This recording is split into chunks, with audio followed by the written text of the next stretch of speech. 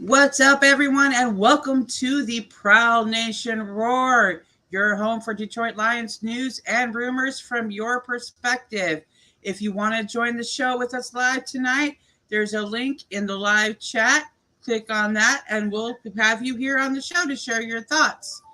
Tonight, we're going to be taking a blast from the past, but before we get into all of that, let me introduce my co host tonight is you know him. He's the ladies' man. He's all in summer motion, looking for that Tupperware T-shirt exchange program, girls. So and if you've got that summer dress on, LL's looking for you. What's up, I LL? like. How you doing? I'm doing all right. Hello, hello. I'd like ladies to wear pants too. It don't matter. Happy Oh, Wednesday. it's Woman Wednesday for LL. Okay, all right. So let's get this thing started right now.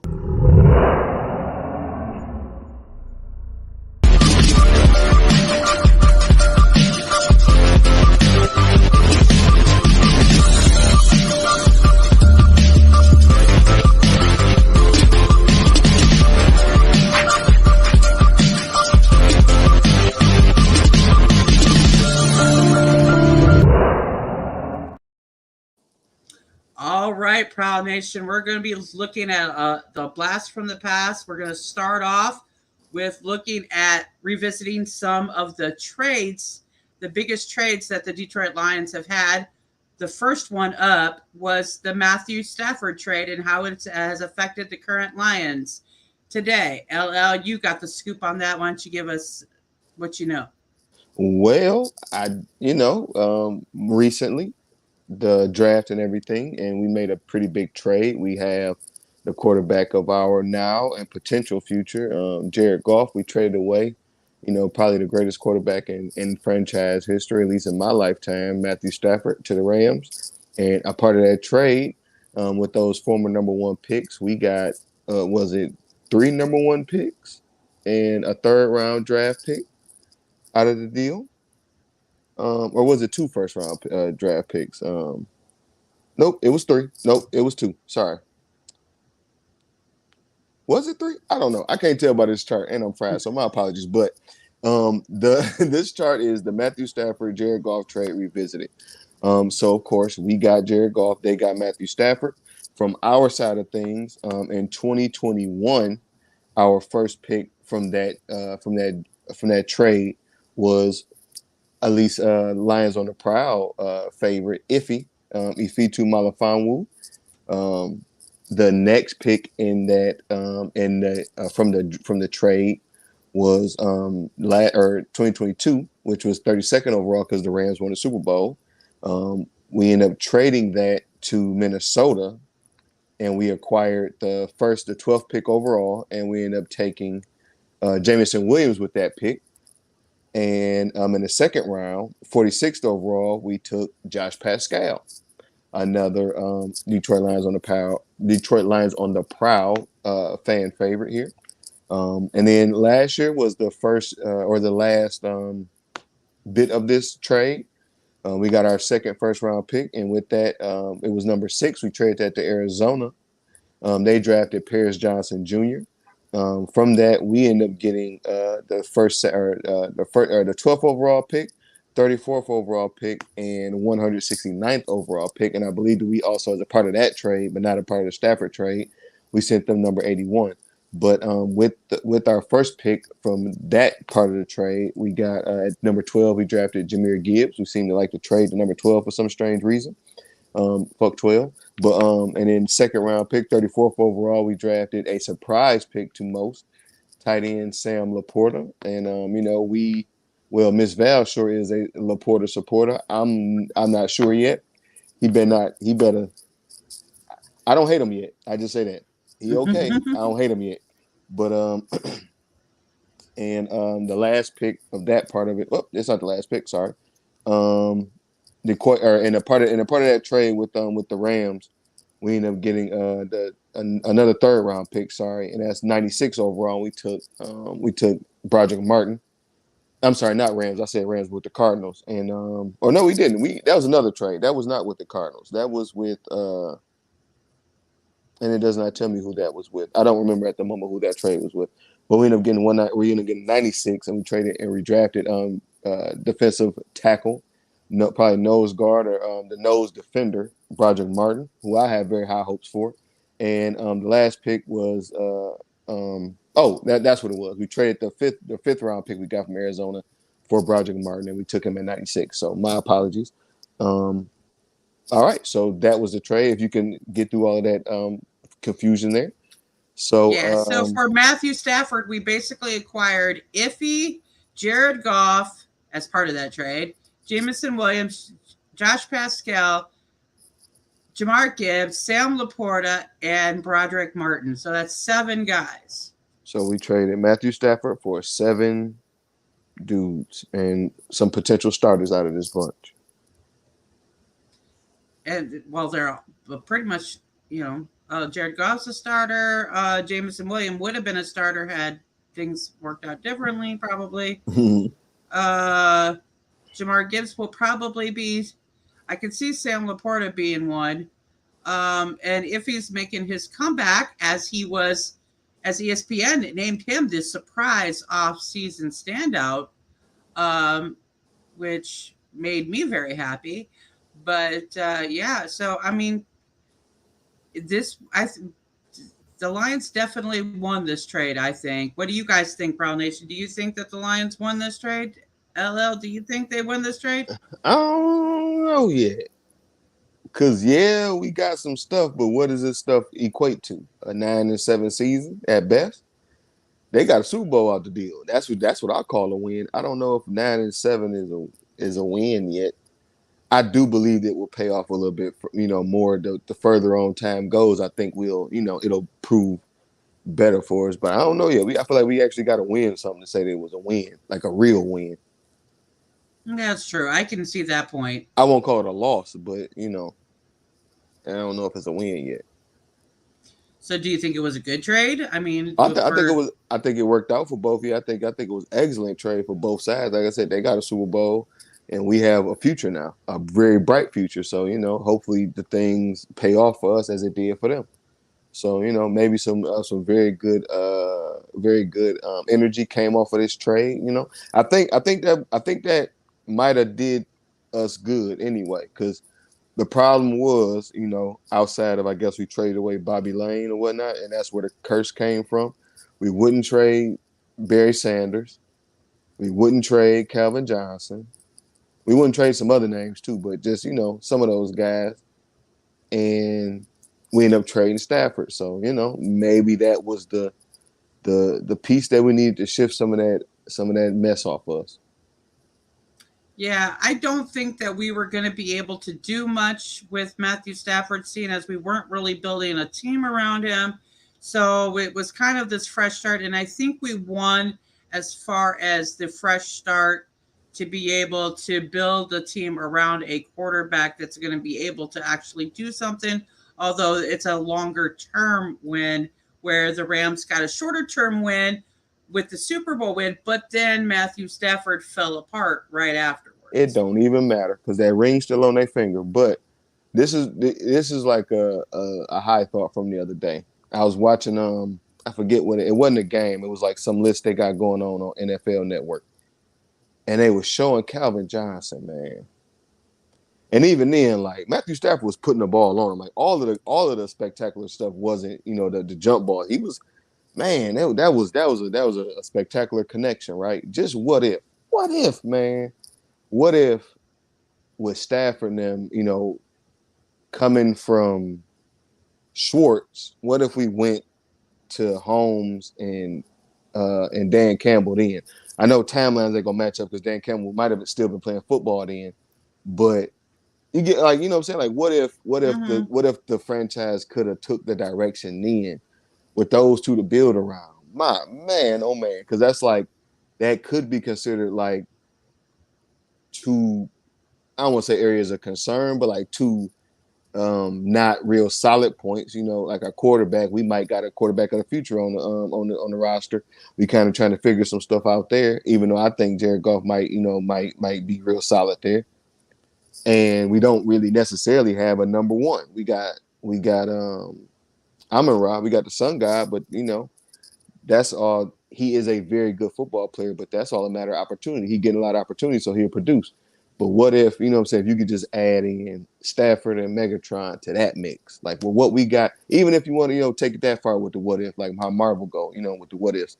What if you could have Stafford and Megatron with what we got right now? Like just take everything, like every exact piece we got right now.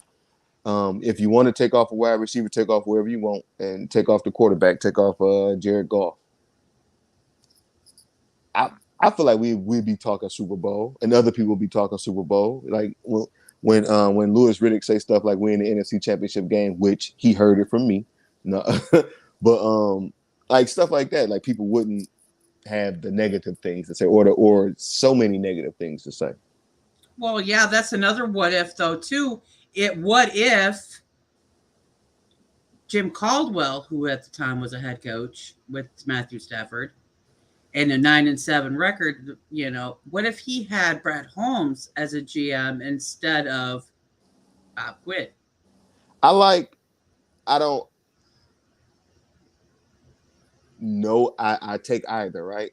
But I just Dan Campbell a little bit more, a little tougher. I like Caldwell. Caldwell, he a little bit more finesse. It's a little bit more like let's just play football type of stuff. But Dan Well, we're Campbell going to be is no, taking we a about to look play. at the rankings of these head coaches later on tonight, but there's all that those possibilities that woulda, coulda, shoulda happened. But let's see what the Proud Nation has in store for us tonight. Is their thoughts? Let's see. We welcome Dan Spanos, the Jazzy One, Paul Jaros in the building. Fresh and Fly, what's up, guy? He says it was great trade, worked out for both teams, set Lions up for the future. Paul Jaros says, what a way to build a promising franchise. Dave Barnett says, Stafford was our best quarterback since the 50s. Lions 1960 says, agreed, Fresh Drams and my buddy got the trophy, and we got a foundation that's looking like it could last for years. Best thing we got from the Rams was Brad Holmes. LOL. Very good point. Very good point. Dan Spano says, would you trade those 7 guys for a Super Bowl win? I would. Yes. I think those guys are going to get us a Super Bowl win, so I'm not going to... I sure hope so. JMO is in the building. With long time no see. What's up, my man? Rams won the trade by a mile. I miss messing with you with the Bears Lions talk. You got to come on live. The link's up in the top of the chat, brother, if you want to come on. Because we're going to be talking some Chicago Bears along with the Lions later on, too. Yeah, he says the Lions are the only team to trade an elite quarterback close to their prime like that, but I love our team, though. And says, wish Dan Campbell was here way before. They won the Super Bowl, but now starting all ones. Go Niners. Paul Jaros, you're supposed to be going for the Lions. I know you're a Niners fan too, but that's okay. Do you think if Stafford has... Gary Edwards has a question. Do you think if Stafford had this team, would we win a Super Bowl this year? We in that thing. If whether we win or not, I don't know, but we in that thing for sure. I'm going to say no to this question simply because I don't think our defense is still there yet, and it wasn't there when Stafford was here.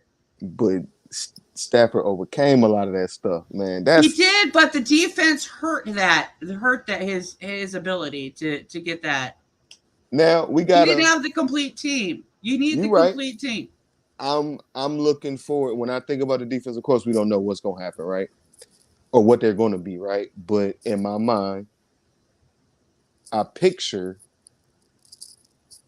when we were, playing well on defense last year, something like that. What if it ain't even? Because I think at one point we during a certain stretch we was like number 9 or something like that. Let's say what if we ain't even number 9? What if we like number 12, number 11?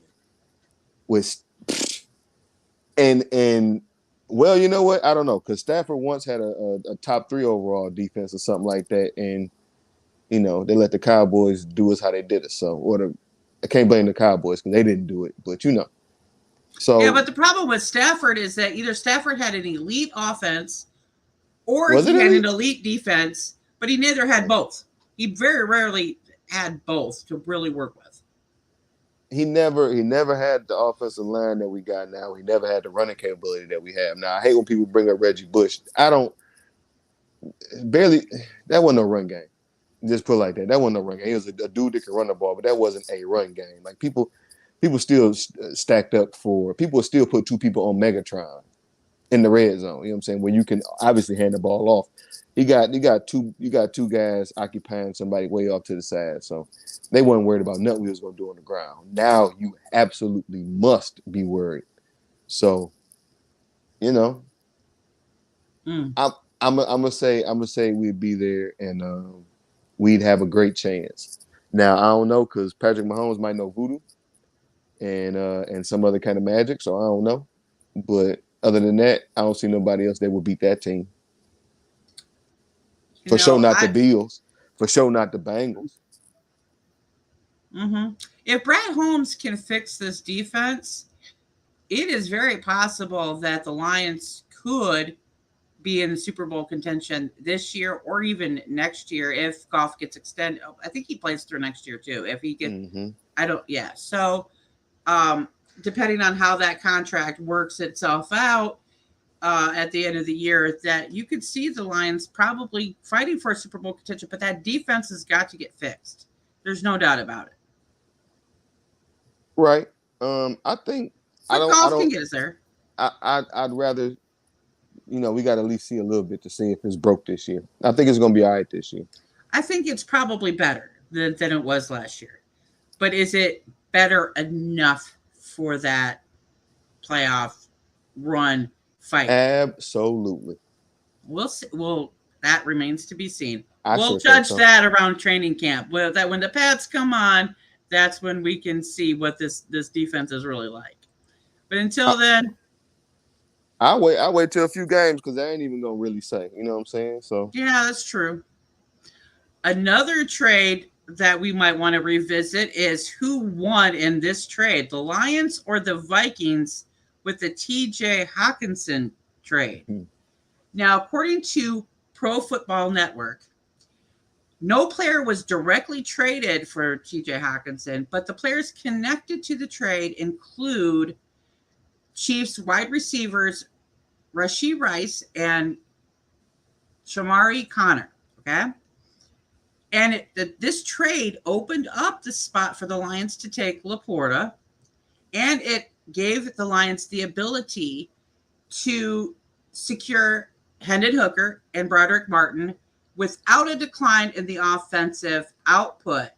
Before the trade, the Lions became more efficient in the first 8 weeks of the season, and they ranking 10th in points per game and 20th in unexpected points per play. After the trade, they were 5th in points per game, jumping up 5 spots, and they were 2nd in expected points per play.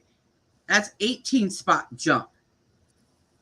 The Vikings efficiency stayed the same before and after the trade, but they did get a better receiver in efficiency than Osborne and Thielen, according to Pro Football Network. This is not my opinion, that's theirs. So, who won this trade? Oh, looky, here we go. Here's J-Mo in the building. What's up? What's up? What's up? What's up? So, you guys share your thoughts on the Matthew Stafford trade and the TJ Hawk trade. Can y'all hear me? Yeah, we can Yeah. hear you. Yeah, I'm surprised y'all talking about the Matthew Stafford trade. That happened so long ago. Yeah, we're revisiting it because they recently came out with an article or a chart, talking about the Matthew Stafford trade and how it affects the current Lions. Well, you know my thoughts. Well, looking at the team now, though, I would say our team is better, but is that going as a Super Bowl? And that's really all I care about. I don't care about playoff wins.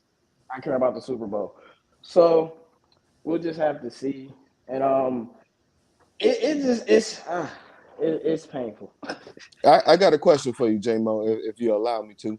You Yeah, said you go only. ahead. How long have you been a Lions fan? Oh man. Can't be long. You said you only care about Super Bowl wins. You can't be long. No, I've probably been a Lions fan for like 25 years. Because it ain't been close. I'm about the same for me. We ain't been close. None of them 25. So But like I said in the chat, if you look at the NFL right now, unless you're the 49ers, I still don't know how they do it. You don't win a Super Bowl without a quarterback that's elite or playing elite. It doesn't matter how good your team is, and the 49ers still haven't won the Super Bowl. You well, don't because think about it, you're gonna have to go up against Patrick Mahomes, Joe Burrow, or maybe Lamar Jackson. That's who you're going against. And you're well, not beating none of them guys if you can't outplay them at you the did quarterback. say today. You did say today. But But Matthew Stafford did win a Super Bowl with the Rams, though, and Jared Goff was in the Super Bowl. Joe Burrow in the fourth quarter. I played Joe Burrow, so they won. If he doesn't do that, they don't win the Super Bowl. oh no. And Donald did some things too now. Absolutely. But did you see the last drive? I did. Did you see that? Did you see the stop? The seal? But they were down though. The game was tied at that point. They were down. Oh, I don't remember the sequence, but Stafford had to score to make Yeah, them Matthew get the lead. Stafford rallied towards the end to win. great for Stafford. He did what Aaron Donald gave him to do. That's he probably grabbed him up on the sideline and said, "Look here, man, don't mess this up." And he didn't go out there and mess it up. Everybody knew that Aaron Donald was going to get that play. Like this is Aaron Donald. Like Aaron Donald put his whole life source into getting through. That like, last drive had a big impact. Oh yeah. They didn't stand a chance, bro. It was like you should have just let Burrow get sacked. I mean, I know he sacked him, but yeah. When I look at you look at Jalen Hurts, his team was amazing, still is, but he was also second in MVP voting. I don't really think Jalen Hurts is that good. I really don't. I just think he's a excellent playmaker in times when plays need to be made. I think he fit for what they wanted. He fits perfectly on that team that was built around him perfectly. But I don't think if you take Jalen Hurts and put him on a lot of other teams, unless they're the 40 a team with a lot of I don't think. And so when I look at the Lions and trying to win or even advance in the NFC, it's you got to look at the teams that we will be facing if we're successful. I do think we'll win 10 games this year, but when the playoffs happen, who are we gonna face? Anybody? None of them teams in the NFC scare me. Even the 49ers. I think we faced Minnesota right off the bat. I won't say any team scares me because I'm on my team, but the Cowboys defense is for real. The Eagles ain't going nowhere. Neither are the 49ers. I think the Rams are going to be way better this year. So I ain't worried about the Rams. 49ers is going to be what they're going to be, but we can see their offensive line can be had, so I ain't really worried about that. Our defensive line is not elite, though. It ain't Trump neither. I don't think it's Trump. I can agree with J-Mo on that. So it's not. It needs some help. I ain't saying it's elite, but I don't think it's Trump. But we got Anal Zone over there. We've got Hey, he played a very good season last year. The Eagles. I like the Eagles, but even then, if our quarterback wasn't so good, he was throwing touchdowns to the other team, we would have beat them week 1 with our horrible defense. So, our quarterback is the issue. The team quarterback isn't NFC the issue. The Lions offense was in the top 5 all last season. Congratulations. Jared Goff had one of the greatest offenses ever with Sean McVay. They lost. No, I mean with the Lions. I'm saying Jared Goff had a better offense with the Rams, and they still didn't do anything. Jared Goff is very good at running an offense. He is extremely good at running a West Coast offense, but he don't win games when it really matters. Well, I wanna see what he's gonna do this year with what we got now. You know what I'm saying? It's a lot of things have changed between those two teams. Even since he's been here, this might be a third different team you can say he didn't play it on. So I'm willing to wait to see. You know what I'm saying? And this coming from a person who was I would have went and did something terrible to Jared Goff myself if I'd have seen him in the street. But hey, Aaron Rodgers been on site for me for the last 8 years. But it's still I hate Aaron Rodgers, but On site. Jared Goff has played better. You know what I'm saying? Even though he didn't play as well as he probably should have had last year, he stepped it up. He played well when he did at times. So I don't hate him no more. He okay. I mean, I've never hated Jared Goff. It's I just did. I will. That's a complete lie because before Jared Goff came to the Lions, I was making videos about how bad he was, how overrated he was. Then he came to the Lions, was kind of my worst nightmare. But he's a good quarterback, but he's not an elevator, and that's how you win. Like I'm trying to think of the last team that won in like the last 6 or 7 years without a quarterback putting his team on his back. I give you one, and this may be controversial, but it's true. Tom Brady. Tom Brady didn't necessarily elevate that team. He just didn't mess up. He just didn't mess up. The team carried him. Won 6 games the year before. They won 8 games. They won 8 games the year before, and all he did was throw less interceptions. And I'm not saying at points throughout the season he wasn't a reason why they won. But for the most part, you took a team that won 8 games. You got rid of the reason why they lost 8 games. You swapped them out with Tom Brady. That's already an upgrade. You add Gronk. That's when you start getting all these players that just want to get a ring. The Jags not mysteriously, but they cut Leonard Fournette and he just popped on the team. You already had Rojo. I already said Gronk. You add AB crazy self. I'm missing people. I don't know if Sue was already there. I think he might have. All of them players are only good because you started. You are all right. What we got next? You tripping, bro? You are tripping. Did you see Tom Brady do for 5,000 yards? That's like, what are you talking about? Okay, J-Mo, what do you think about him? Slander Tom Brady in the playoffs. We're gonna slander Tom Brady all day long. Tom Brady, but anyway, I'm not slandering no Tom Brady with your Michigan shirt on. Most over. I don't care. He shared time with Drew Henson. Drew Henson said, "What up?" But hey, he beat Ohio State the last time before we just beat him. Tom Brady is up there amongst the most overrated athletes of all time. Up there with Steve Nash. No, well, Steve, that's a different sport. I ain't gonna. You're tripping, bro. Overrated is overrated. Okay, J-Mo. I'm gonna ask you what your opinion is. J-Mo, I'm gonna ask you what your opinion is on Hendon Hooker. I like what's his name? I like the dude from is it USC? I think he plays for USC. Who? Caleb Williams? Yeah. But Hendon Hooker, I mean, I like him. I just we'll see. If we draft him, I wouldn't be upset. No, we did. We took him in the third round. We took him in the 3rd round. Well, bye, Jared Goff. Yeah, in a year or so, maybe. I don't know, man. I'm really low on quarterbacks because I take development seriously. So I'll have to see how he looks. And isn't he injured though? Yeah, yeah, but he's gonna be he's coming back from it. He was working out with the team in the OTAs, so he's fully prepared to go to training camp. Did they say he looked good or anything? Yeah. Yeah. Mm-hmm. Actually, he seemed to gel better with the wide receivers than Goff. Mm-hmm. Look, all I'm gonna say, Jared Goff is a great quarterback, and I will leave it at that. But it's something about some players, they can just hop in and just be great, you know? Who knows? We'll see. It just looked different. It just looked different with some guys. Some players, they just pop in, and you just like, I always think of Tony Romo and Dak, because I remember how good Tony Romo was before Dak Prescott. So Dak just came in and just looked better, so it worked. Boy, you like some mid quarterbacks. Let me tell you. Did I say he was an elite quarterback? You said he was great. Tony Romo is. I said I remember how good Tony Romo was before Dak. Well, exactly how good was he? Touch below Stafford. That's exactly how good he was. He was so good. They got 2 running backs to take the ball out of his hand. Okay, let's take a look at the biggest draft steals for the Lions.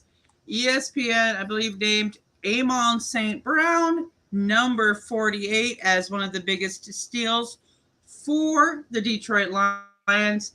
And A to Z Sports mentioned a few other notables that have been the biggest draft steals of all time. One of them being, of course, he's still with the Lions organization, Chris Spielman, who was the second round pick and the sixth linebacker to be taken in the draft. And he beat all of them, those that were drafted before him, over time. He had 3 All-Pro seasons and 4 Pro Bowl appearances and was one of the best defensive players of the 90s. And he's now special assistant to the general manager and CEO. The next notable on this list, I'm going to disagree with, but y'all, I don't know what your thoughts are going to be on this one, because of course Chris Spielman should be in. I'm with you on this next one. Darius Slay. Is he one of the biggest draft steals of all time? No. A second round pick is a steal? Medium play Slay. No, it's I guess medium play. This boy hating on you. I say no play Slay, but that's what I mean. Medium play Slay, but he's no play Slay. No, reasonable play Slay, but no, I can agree with Chris Spielman just on the fact that I'm with you like second round, but then it's like he's the 6th linebacker. I know times have changed, but golly, but no, I'm not Slay, no. Well, not one of ours. Here's the argument for Slay. He was ranked 23rd on ESPN's ranking of the biggest steals of the decade. In 2013, in that draft, the Lions fans were hoping for Alabama's D. Milner, but they took the 5th corner he was the 5th corner taken in that draft, and his best season was 2017, where he was an All-Pro and Pro Bowler and led the league in interceptions and added 4 Pro Bowls since that year. So does that count him as one of the biggest draft steals? With all that stuff, what pick was he drafted at? He was, I don't remember where he was, what position he was drafted at, what number he was. Yeah, I don't know. I think that matters because it's hard for me to call. I don't care if the second round pick was Patrick Mahomes. It's hard for me to call a second round pick a steal when you were drafted high. If he was drafted high in the second round, like you're supposed to be very good. I think I get your point, but with some people it will be different because,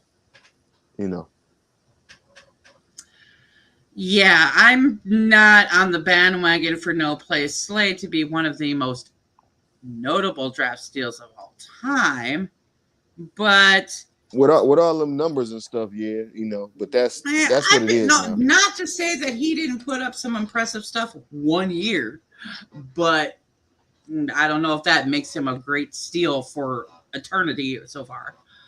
Disregard the rest of his career like that. I can say what I want. One of the top cornerbacks in the league for like the last 7 years. I'm glad he at where he at. Not saying much for the NFL, is it? But anyhow, the last. I just pissed off J-Mo. He left. The last one on the list is Calvin Johnson. Poor J-Mo. He just said, "I'm done with you."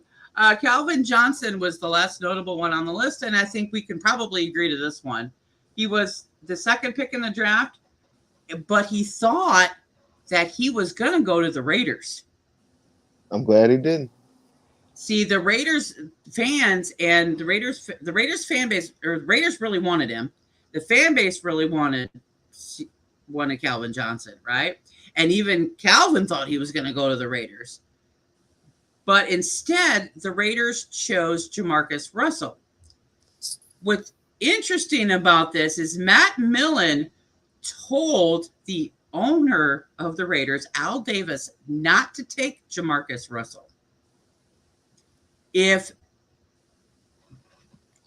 Al Davis had listened to him, Calvin Johnson might have been a Raider instead of a Lion. Now that since you say it like that, I see why it happened.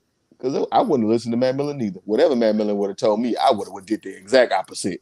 Oh, Oh, you say don't draft him, huh? Super draft him. Like, man, but we understand it was a mistake. But no, I would have did the same thing. I'm not listening to nothing Matt Miller say. But he said don't draft DeMarcus Russell, and he drafted DeMarcus Russell instead of Calvin Johnson. That's what I would have not listened to Matt Millen, because what have you He shown did me? listen to Matt Millen. If he would have, not listened, Huh? Calvin Johnson could have been on that team.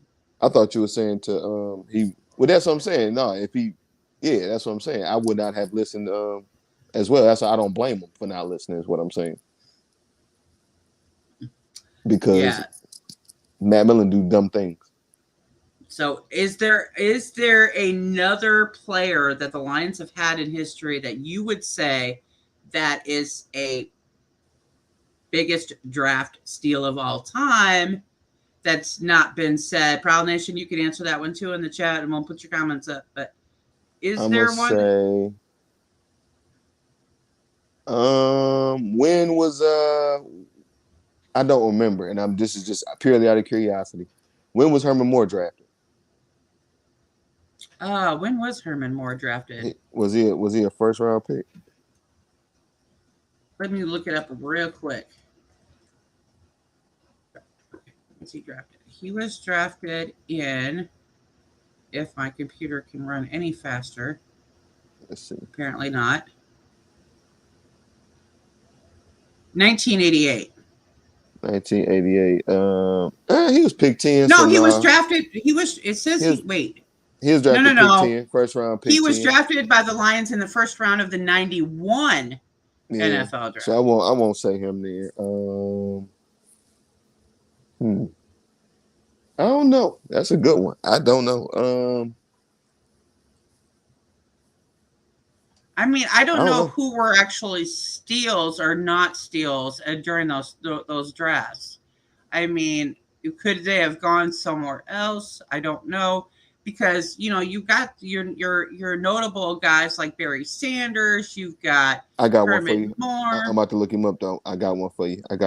Just let me check it out.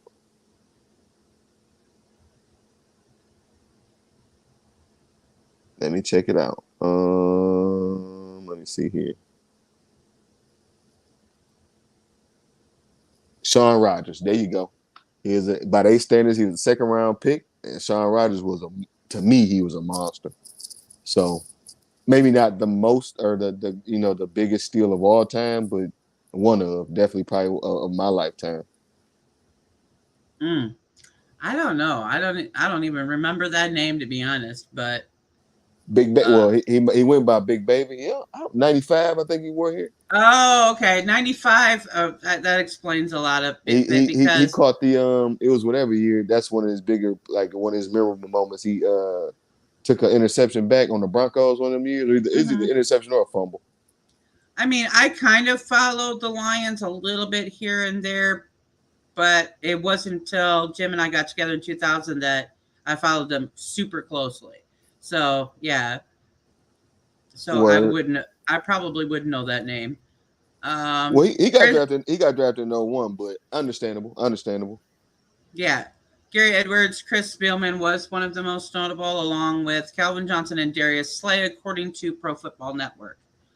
Darius Slay is the only one that I disagree with. I mean, you've got names like Barry Sanders, you've got Herman Moore, you've got who the hell else that I'm trying to think of? I mean, really notable names. He had a good year and a half. DeAndre Levy, Quandre Diggs, I believe, was mentioned. Diggs is a good one. I believe he was actually on that list of ESPN's. That's a good biggest draft field. I don't know. Jerry Ball. I always hear that name. I'm not familiar with Jerry Ball at all. That's old school there. But yeah, I mean, it's good that Amon-Ra St. Brown, and I believe Penei Sewell might have made the list as well, but I cannot confirm that for sure. But yeah, it's good to see that that there is media out there that's recognizing that the Lions have made some pretty good draft steals. Yeah. Third round pick. Yeah. All right. So, we're going to take a look at, for our last topic for the night, we're going to take a look at how the Lions head coaches are ranked. According to Fansided, the head coaches that have been around since 2000, who is on top of all the head coaches that we've had?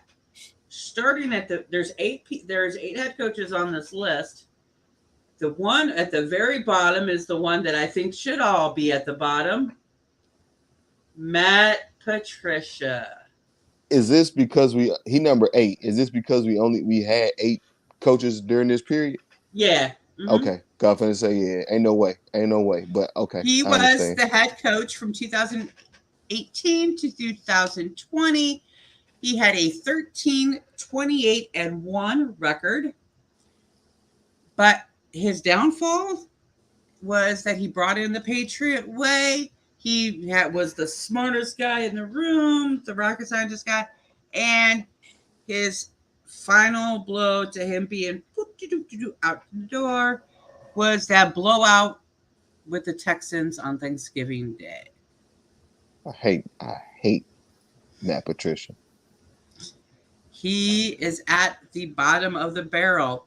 Coming in next is Marty Morningwig, who was the head coach from 2001 to 2002. He had a 5-27 record. He made his biggest was that he made a controversial decision to defer after the Lions won the overtime coin toss and also accepted a penalty to give the Bears a third down that led to a game-winning field goal. Marty Morningwig also looked like a crazy person. Coming in at number 6 is Bobby Ross. He was the head coach in 2000. But he was a coach for 4 years or 3 years prior to that. But he had a 5-4 record that year before re-signing. His overall record is 27-30. 2000 was the last of 4 years for Ross. After his departure, the Lions posted double-digit losses in all but one season from 2001 to 2010. Y'all just fell apart.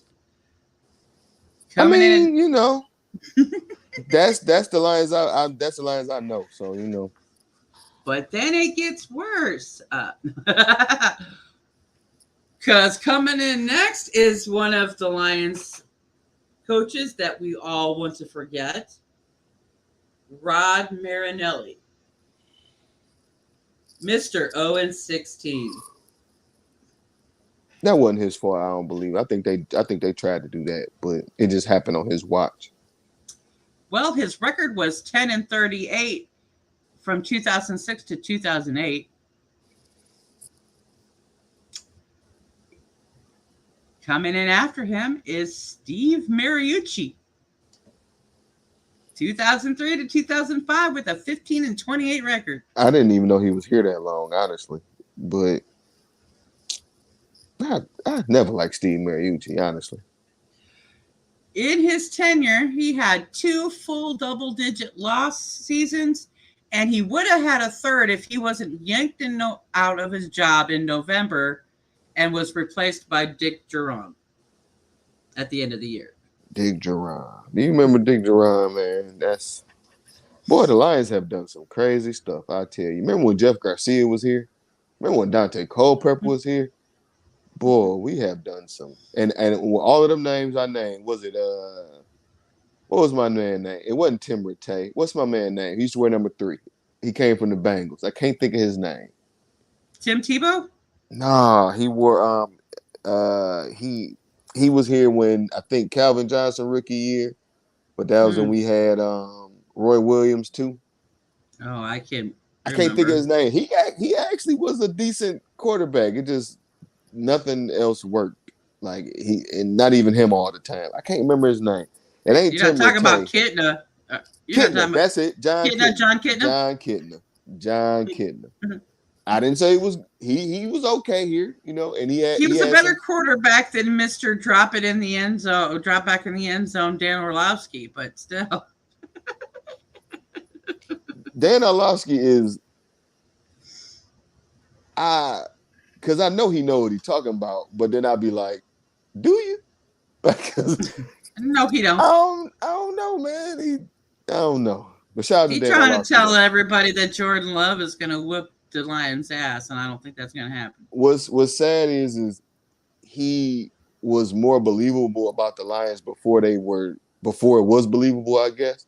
He spoke the Lions up before they was but now he just sound like everybody else. Now he's saying all the cliche stuff. It's like now the Lions is good. You ain't even watching no more, huh? Like you just got your man on other stuff. Yeah. Dan mentioned that Ross chased Barry Sanders away.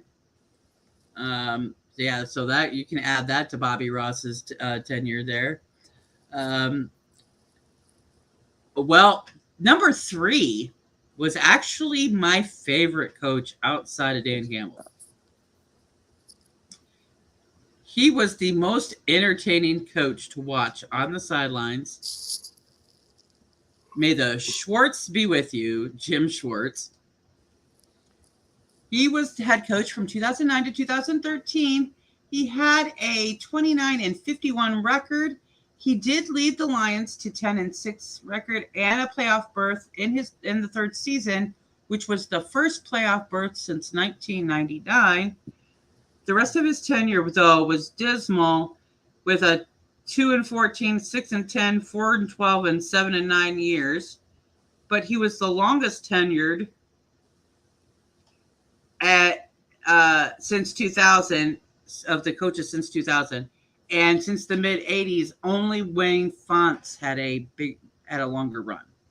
I forget which one it was. I was either watching the heavyweight the other day or Amani Edwards, but they were kind of talking about like some of the coaches, but they started to talk about like basically why they ended up getting fired. And it was a lot of stuff I forgot about Jim Schwartz. It was just like bad coaching decisions. Same thing with Caldwell, like, you know, because of course hindsight is 2020, so you can go back and look at those things. But it was like a bit of a laundry list. I'm like, dang, I kind of like forgot about that. Kind of like I'm like, because I had a different idea of Schwartz. I'm like, you know, like Schwartz used to be my man.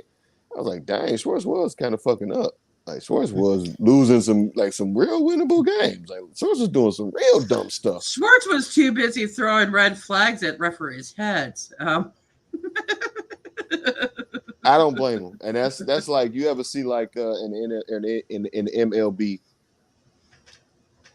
the ump just get hit in a sense that like he get hit in the neck or something like that. And it's like, dang, how that happened? Oh, that was a coinky dink, or man, that was a bad accident. No, the ump would do something stupid, and the baseball players kind of silently agree. All right, this is whatever happened next. This how you get, because you shouldn't do stuff. You should be fair and don't be dumb. And the refs during his time, especially, was doing some real bad stuff to us. So I don't blame him.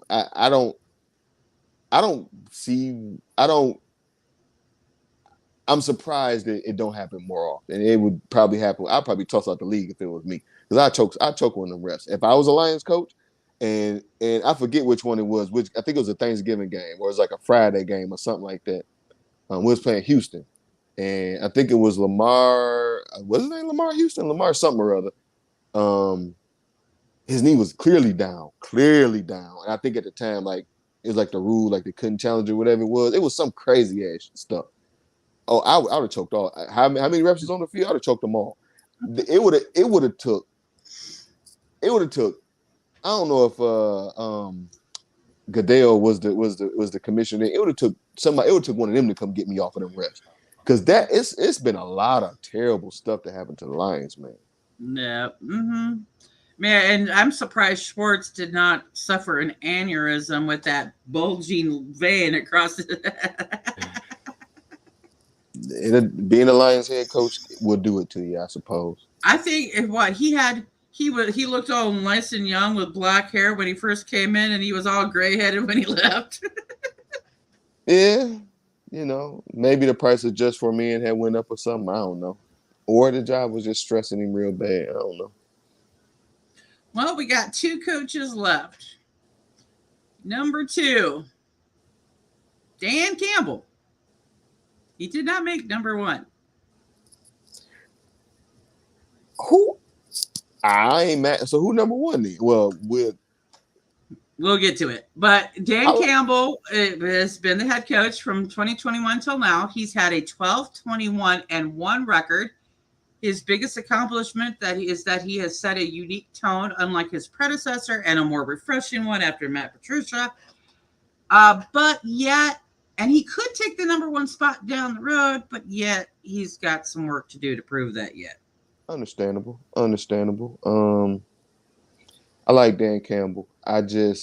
He is in the vein of the football that I like. Mm-hmm. And the team is starting to look like a team that is being built like that. You know what I'm saying? Shout out to him and Brad Holmes, of course. But he's one of them kind of coaches that I like. You know what I'm saying? Even if it don't work out to the best, even though I think it will, I like Dan Campbell. Dan Campbell is the only Lions coach to receive my highest praise in calling him that he's similar to Mike Ditka. I can see that. And they have very similar styles, although Dan Campbell's a little less aggressive and with how he coaches. But other than that, their styles are extremely similar. And Dan Campbell is putting a Mike Ditka spin that's more appropriate to the NFL than Mike Ditka was able to get away with back when he was the head coach and god at Chicago that he was. Too bad we don't got Buddy Ryan though. Right. It's still early. I think he can take over this number 1 spot because he's really not far behind. Because number 1, Jim liked to call him the many faces of Caldwell, Jim Caldwell. I'm not mad at that. And I understand why they put him number 1 probably. He got to playoffs a couple times. Campbell yet to do that. But I'm not mad at that. I'm not going to disagree too much, but I'm not mad at that. Yeah. What's up, Brian? Three Cushion and Justin Chase. Welcome to Prowl Nation. What's up, y'all? I think that this is an appropriate number 1 since 2000 because he was coached from 2004 to 2007, 2014 to 2017. He was the only coach that he's got the best record, 36-28. My question is, whose watch was it when Aaron Rodgers got hurt? I think Kyle Orton was the Bears quarterback, and we still didn't win the division. Was that Schwartz or was that Caldwell? If that was Caldwell, could have been both. If that was Caldwell, then that's the reason why I say he probably wouldn't be, because it's some. And I don't remember every detail of it. Maybe it was, some bad, officiating during that time or whatever it was. But I don't know. Same thing. Shout out to Woodward Sports. I can't remember exactly which show it was, but they was talking about these coaches, and he got some crazy stuff on his ledger too. It's like, damn, Caldwell, you was kind of tripping. You know what I'm saying? He didn't get some stuff done in so many senses, but. He wasn't able to accomplish anything post-season. That's his biggest drawback, was he was never able to finish anything playoff berth, Super Bowl wise, because he did have that 36-28 record. He had 3 winning seasons we winning records in 4 seasons and 2 playoff bursts. Yeah, but that's one thing I don't like about numbers, because numbers maybe they don't lie, but they mislead like a mug. But you know what I'm saying? Because a couple of them 9 and 7s, maybe a couple decisions here, a couple decisions there, maybe we be 10 and 6, maybe we be 11 and 5, maybe whatever it is. I don't know. And again, I'm not mad at it. He's a worthy number one, but he was nobody's perfect. But Caldwell, same thing. Like with Schwartz, I'm like, dang, Schwartz was blah blah, but I was forgetting some stuff, and I think we all might be forgetting. Yeah, I think we all might be forgetting some stuff about Caldwell too. I think your trauma kicked in from them. That's you trauma blocked it. But Wayne Fontes, of course, is the GOAT, but we're talking about head coaches since 2000. So that's why Jim Caldwell is number one as far as since 2000. The biggest downfall with Jim Caldwell was when Bob Quinn walked in the door. I agree with that. Because it was a matter of time before the head coaching was going to get replaced, and Bob Quinn decided 9 and 7 was not good enough, and had a homie hire with Matt Patricia. I think that's your the same thing that you said. Like, well, I think I don't know if it was with both of them, but it was said that we hired a firm or something like that to help find a coach or the GM or both. Actually, that firm that was hired at the time was the same firm that the Chicago Bears were using. And they allegedly told us not to hire whoever it was. I can't remember if it was both of them or just Patricia or just Quinn, but they told us not to do it, and they did it anyway. So they might should have listened. But yeah, I agree with you 100% on that. The worst thing that ever happened to Caldwell was having Bob Quinn. Imagine if Jim Caldwell would have been given the opportunity to have a 6-year build like what was given to Dan Campbell and Brad Holmes. Or just like you said, when I was saying, like, what if getting Caldwell, we got Campbell and Holmes. What if he with Caldwell instead of getting Bob Quinn, we get Brad Holmes.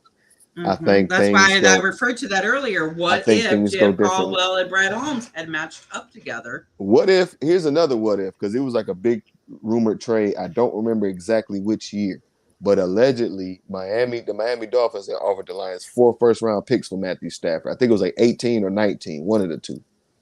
What, like, stuff like that? Like, what if we would have had Brad Holmes, that we might would have did that? You know what I'm saying? 4 ones. Oh, goodbye. And Patrick Mahomes been drafted in that time span. Deshaun Watson been drafted in that time span, regardless of what you think about his, what other stuff. It's been some guys that's been drafted since that in that time span that 4 first-round picks could have put us in position to get anybody, especially with a guy who we at least trust somewhat with Brad Holmes. So. Yeah, because if you're talking 4 years and he was in the playoffs twice, Ted Cheney was bringing up that Caldwell should have won against the Packers 11-5, tied with the Packers. You're tied with the Packers. So yeah, I think that was the year, where, especially with the Packers, not being able to overcome the Packers, that did Jim Caldwell in, because everybody's trying to get Aaron Rodgers taken care of. And look at what we got. Dan Campbell been stepping on the Packers since he's been here almost. So. Right. And Aaron Rodgers has now left. We've got Jordan Love to deal with now, which. Even though I wish it was Aaron Rodgers there. It's much more sweeter beating him. You know what? I don't know a whole lot about Jordan Love, but I'm not I still got concerns with Green Bay. Now, do I say Green Bay is going to hit the floor this year? Yes, they will. But knowing Green Bay's history, y'all, okay, Aaron Rodgers was going to be no good when he sat on the bench for years and finally came out after Brett Favre left, okay? Brett Favre, these guys were not considered to be top dog. It's coming out of the gate. And then they ended up being so. Jordan Love could have that same sitting on the bench all of this time, be able to come out and surprise the NFC North. Surprise, surprise. You got some big cats on the block this time around. So yeah, he might be okay, but he still got to play us. And I like our chances against him, especially against that Packers team. We gonna see. We're always F2P here at Detroit Lions on the Prowl all day, every Y'all day. better not. I tell you, the people of Green Bay, you better not never let me get no money to be able to travel and come to your stadium every single game we play, y'all. I tear Green Bay, Wisconsin apart single handedly. The funds for LL's bail money will be set up. You know, we're gonna set up a GoFundMe. Oh no! When I say tear it up, I mean be there and be a Lions fan. No, because when you start running your mouth, there's gonna be a whole bunch of Green Bay Packer fans going, "Eat this cheese." And I got choke sandwiches for all of them. Okay, one last question before we close this out tonight, because Justin Chase brings it up. Who do you think is the most underrated offensive and defensive player on our team? #OnePride. Most underrated offensive, and there's a guy who's spoken negatively about him in the past. I say Taylor Decker. He's definitely, because left tackle is almost important as having a quarterback. You don't got a quarterback, your team ain't gonna go that far. If you don't got left tackle, you can have a good quarterback, and it just ain't gonna work out for you because he look at offensive lineman at we all know the importance of that, but look at the ends, especially the tackles, the protectors.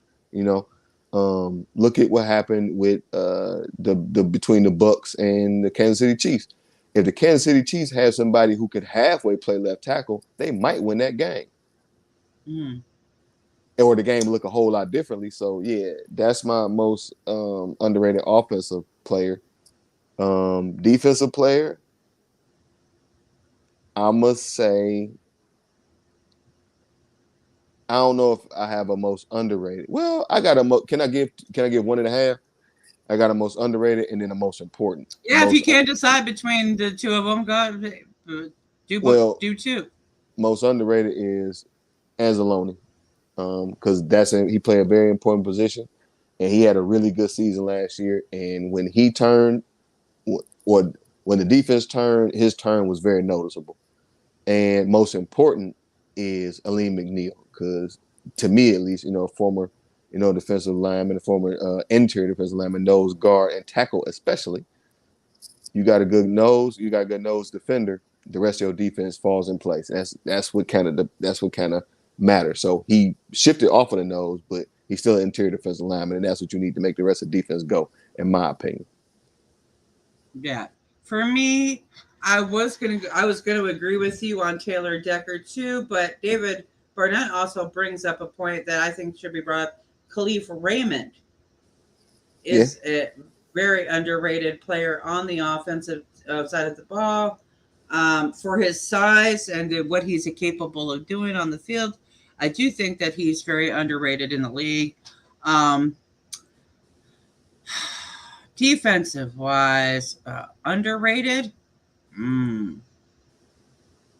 That's a tough question. Defensive side, let me think about this for a second. Aleem McNeil did come to mind though.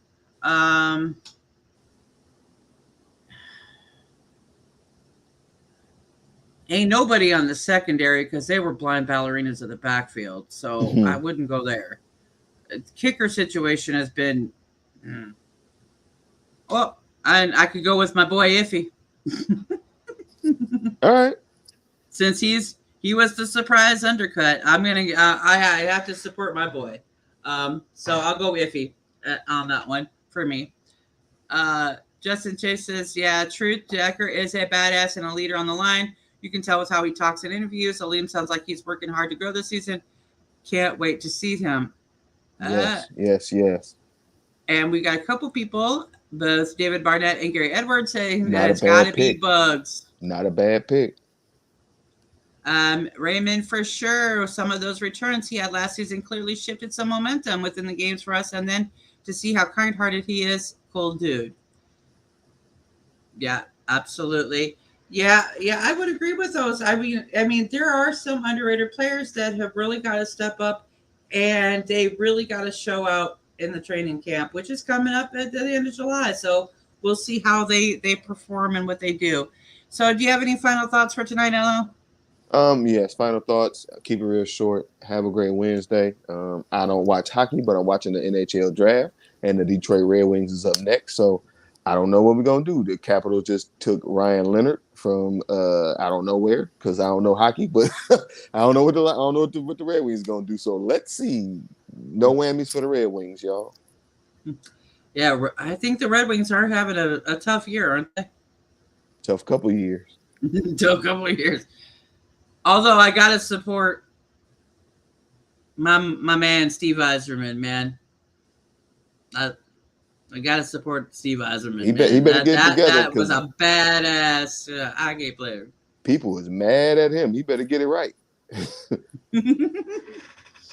But for me, I just want to thank all of the Prowl Nation family who wished me a happy birthday yesterday. Happy birthday! Thank you so much for that. Yeah, my apologies. I kept it secret. It's okay. And come join us for Free for All Friday. We will move it back to its original time, 11 a.m. Eastern Standard Time. You roared, we heard. We're coming back with that at 11 o'clock on Friday, and our Prowl Nation War will still stay at 7 o'clock. So until then, a lion and a lioness is only as good as its pack. And here at Prowl Nation, we've got the best pride on YouTube. You guys take care of yourselves. Have a wonderful 4th of July weekend if we don't see you on Free for All Friday. And of course, we love you, Jim.